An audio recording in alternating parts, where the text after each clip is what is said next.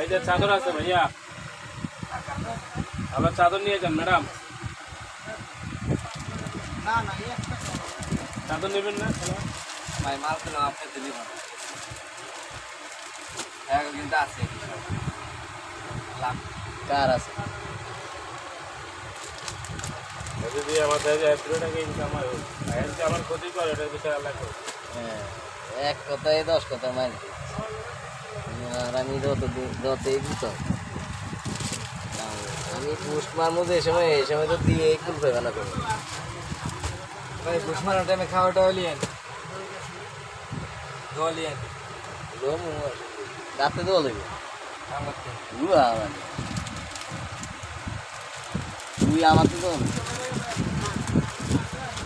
আর যদি পোস্ট মারেন লোক আছে কত